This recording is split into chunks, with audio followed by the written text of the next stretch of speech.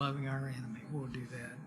Look at the Sermon on the Mount. Obviously, the Sermon on the Mount is obviously the most earth-shattering event or sermon that you could have for the Jews. I think about the Jews as they listen to Jesus talk. It just seemed to shake everything that they understood. I think about the crowds that were there listening to this Sermon on the Mount. What did they say at the end of the Sermon on the Mount? But boy, they were astonished at his teaching. This was so much different from what they'd been hearing. This was news. This was great news. This is the news coming to them, being able to hear these words that really made sense to them, things that they could live by. We're going to look a little bit about that tonight. Again, at loving our enemies. I already gave it away, but the Sermon on the Mount, one of the things it does, it starts out with the Beatitudes.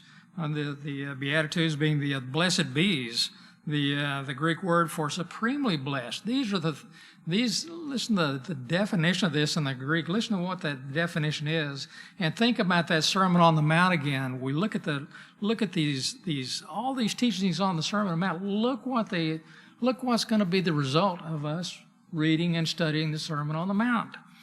The Greek word for it is supremely blessed, by extension fortunate, well off. If we study these things out of this, if we apply these things of the Sermon on the Mount to our lives, we will be blessed, we will be well off, we will be fortunate if we apply these things to our life. One of the most difficult teachings, obviously, of the Sermon on the Mount has to do with how we treat our enemies. We read in Matthew chapter 5, verse 43 through 48, reading out of the New King James, "You have heard it was said, you shall love your neighbor and hate your enemy. But I say to you, love your enemies, bless those who curse you. Do good to those who hate you, and pray for those who spitefully use you and persecute you, that you may be sons of your Father in heaven. For he makes the sun rise on the evil and the good, and sends rain on the just and on the unjust." If we would be blessed, one more time, if we would be blessed, we need to master these elements of the Sermon on the Mount. At this time, we look at it, we need to master loving our enemies. We can get an early answer to the question of how we do this. Look at the very first of the Beatitudes. First Beatitude is, "Blessed in the poor in spirit, for theirs is the kingdom of heaven." I think about those that are poor in spirit.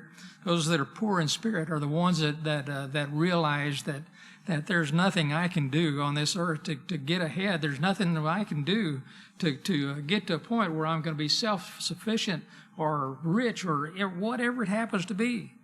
The only way I'm going to get ahead, only way I'm going to be happy is is through God and through Jesus Christ, and that's what we're looking at here. Jesus shows a righteous way to deal with our enemies, and that's what we need. And that righteous way is going to be love and service of our enemies. We know his teaching regarding enemies, and we know the blessings promised, but how in the world am I going to apply this to myself? How am I going to discipline myself to do something like this? How do I do that? I think of the hymn as great hymn.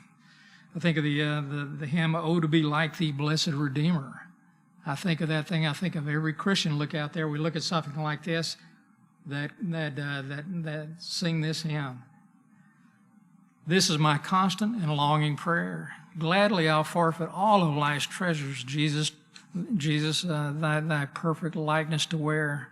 That's what our goal is, to be that perfect person, just as our Redeemer is. We look at the value. We know the value, but boy, look at the cost of doing this. Look at the cost of loving our enemies. We'll look at that a little bit more as we go on. One of the obvious things we learn from Jesus is his concern from the lost. This is the first thing we need to remember as we go through about loving our enemies. After all, that was obviously his mission on this earth, was to seek and to save the lost. Luke 19:10. Even loved the hated tax collectors of that day. All of those, even loved the Pharisees. Well, we'll get ahead of ourselves. Think of Jesus also looking over Jerusalem as he is going to the cross. "O Jerusalem, Jerusalem, the one who kills the prophets and stones those who are sent to her. How often I wanted to gather your children together, as a hen gathers her brood under her wings, but you were not willing. Luke chapter 13, verse 34. Do we have that concern for others as Jesus did? Are we going to be able to come up to the image of our Lord and Savior? Christians look towards others should be on a whole nother level from anyone. We see that from the teachings here. Unless you exceed that of the righteousness of the Pharisees and the scribes and the leaders at that time, then there's no portion here for you. Continuing with his teaching on loving others, Matthew 5:46 and 47 states, "For if you love those who love you, what reward do you have? Not even the tax collectors do. Do not even the tax collectors do the same? And if you greet your brethren only, what do you do more than others? Do not even the tax collectors do so? Therefore you shall be perfect, just as your Father in heaven is perfect." Again, the Christian has to go much further than what the normal person would do. Look at these ideas. This is a radical idea put forth by Jesus as the Jews look at this. It's radical for the Jews. It's radical for us today, of all things. That radical idea that we're always going to be trying to and seeking to do the best for others, no matter who they are, looking out for their good, no matter who they are or how they might have treated us in the past. We will treat them with love, with respect. Paul tells us about what our attitude toward vengeance must be in Romans chapter 12. We'll look at Romans 12:17 and following, as well as how we should treat our enemies. Verse 17 of Romans chapter 12 says, "Repay no one evil for evil. Have regard for good things in the sight of all men. If it is possible, as much as it depends on you, live peaceably with all men. Beloved, do not avenge yourselves, but rather give place to wrath. For it is written, 'Vengeance is mine, I will repay,' says the Lord." Now we start getting into the difficult verses here yet again. If your enemy is hungry, feed him. If he's thirsty, give him a drink. For in doing so, you will heap coals of fire on his head. Finally, a verse that says something that I like, right? Do not be overcome by evil, but overcome evil with good. And I look at this. Really, is this what we really are required to do, is feed that enemy, give water to that enemy, treat them with respect, carry their pack another mile? Are these the things that, am I really expected to do these things? Jesus very plainly states in Matthew 5:44, "Love your enemies, bless those who curse you, and do good to those who hate you." Does that mean, if we look at the loving of our enemies, does that mean that we must have that emotional attachment that generates that social bonding, oxytocin? A new word for me. Well, maybe it's not so new, but generating that chemical, that love chemical. When you feel that love, this chemical that makes your whole body feel good. Is that the love that we need to feel is when we see our enemy coming? That's not the love he's talking about. Let's keep on going. The word that we're looking at is agapao. Not agape, but agapao is the verb version of agape. From the lexicon, Thayer's Greek lexicon, it's to have preference for, to wish well to, have regard for the welfare of my enemy. It's not what I wanted to hear. That's not the definition, the Greek definition I wanted of love for my enemy. It should have been something like, okay, you're all right if you just give us some food and water, it's okay. Don't have to go any further than that, but that's not what he's talking about here. It's okay. Maybe I misunderstand what enemy is. There's got to be a way out of this, right? What does enemy mean? Miseo is the word for it. Those who hate you, those who pursue you with hatred, those who detest you.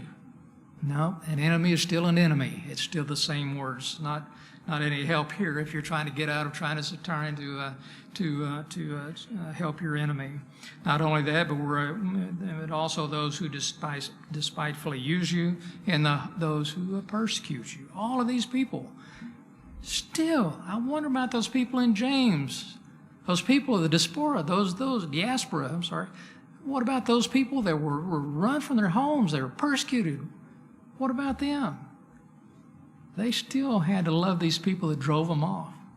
and they look at what happened to them. They'll look at the good that came from them being sent out.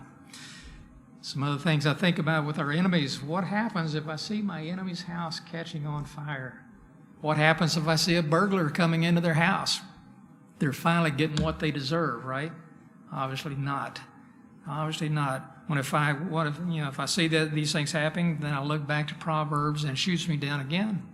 Proverbs chapter 24, verse 17 and 18 says, "Do not rejoice when your enemy falls, and do not let your heart be glad when he stumbles, lest the Lord see it and it displeases him, and he turn his wrath away from him." We can't even let something bad happen to them and say they got what they deserved. I know none of us have ever said anything like that. None of us have said anything like karma or whatever it is. I know. All right. I will be the only one that says that I have done that. Look at one of the religious philosophers, I think he was a priest back in the 1200s, Thomas Aquinas, stated our responsibility for agape really well, I thought. It just nice and simple. The definition of agape is to love is to will the good for the other. I don't care who it is. We have to have that love for the for the good of the others. When I'm looking at the treatment of my enemies, I also need to remember my own relationship with God, and that's where you start recognizing, okay, this is how I need to treat my enemies. I think about the Lord. I think about 2 Peter chapter 3 and 9 is that the Lord is not slack concerning His promise. I have to always bring this verse up for some reason. This is the best verse in the Bible just about. The Lord is not slack concerning His promise, as some count slackness, but is long-suffering towards us, not willing that any should perish, but that all should come to repentance. I don't have to wonder. I know. How would I feel if someone killed my son? I know how it would make if they killed him for no other reason than hate. I know they would become my enemy quickly. How would I treat them? How would I feel if someone harmed my son in any way? Verbally, physically, whatever it is. How am I going to feel about those people? Pretty close to an enemy. Then I look at this and look at what happened to God's son. The Jews certainly killed God's son. They put him on the cross, but God loved even them enough to send His son to the cross. Even the ones who sent Him to the cross.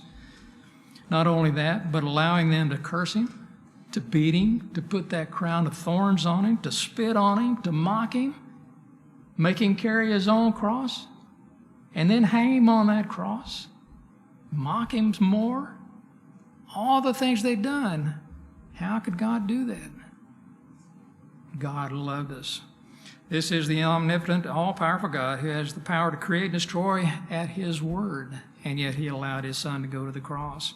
John 3:16-17 said He did not send His Son into the world to condemn the world, but that the world might be saved through Him. How well do we deal with anger towards our enemy? How well do we do it?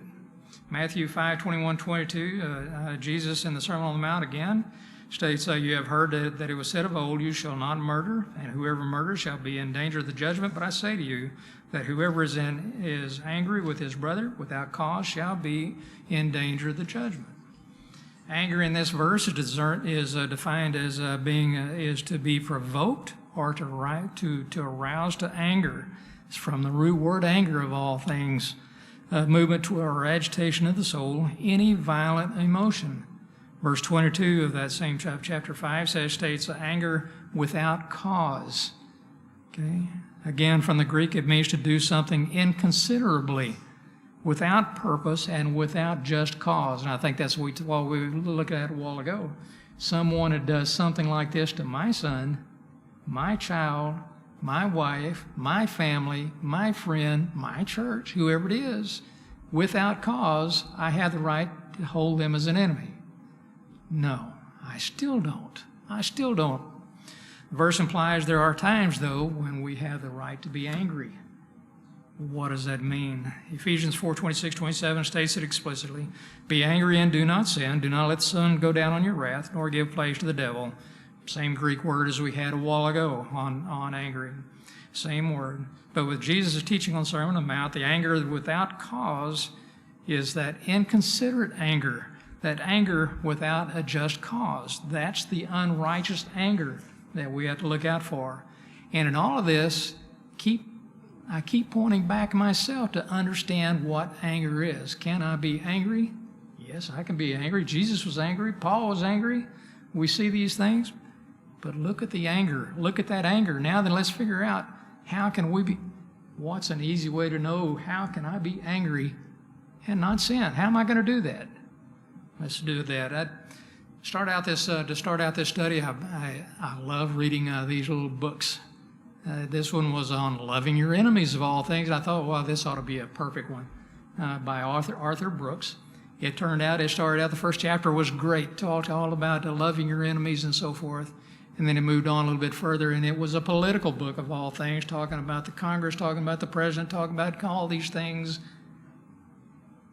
But that's okay. It was still, when you come back down to it, all the lessons still apply. But one of it, I want to pick out one piece of it and talk about this that'll help us, I think, understand. And we look at looking at loving our enemies. He uses two basic words to describe the treatment of others when we're indeed angry. That's anger and contempt, two completely different words.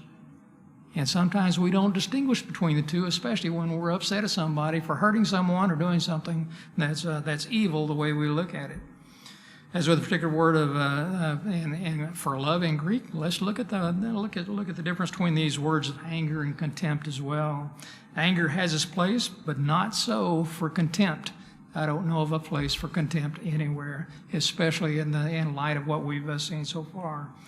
We looked at anger. Now then, let's look at contempt. According to dictionary.com, it's easy because you can copy and paste, right? The definition of contempt is the feeling with which a person regards anything or anyone considered mean, vile, or worthless, having disdain for, treating them as worthless. If I look at you with contempt, I consider you worthless, not worth the space that you take up, not worth the dust off of my feet, not worth a plug nickel, whatever the right words are, whatever the right phrase is. I don't want you in my sight. You are utterly worthless. As soon as we see that contempt in our actions and our thought, we've obviously gone too far. And the first time you start looking down at someone, let's keep going here just a little bit more. Look at anger. What is the purpose of anger? I think he really nailed this one right here, and I think it's really important. It reinforces exactly what Jesus is teaching all along. The social purpose of anger is not actually to drive others away, but rather to remove problematic elements of the relationship and bring people back together. Anger, if we look at it correctly, is not to drive people away, not to hurt people, not to do these things, but to bring people back in, to come to an agreement, whatever it is. Okay? He goes on to state that anger is an outward attempt at setting things right. Okay? Even if it doesn't feel like it is, it is. Deep down, we want to right a wrong and repair a relationship. Even if it doesn't feel like it. Our desire with righteous anger is to make things right. I think back to Paul and Barnabas. Was that what it was? Obviously, later on, everything was perfect with them and also with John Mark.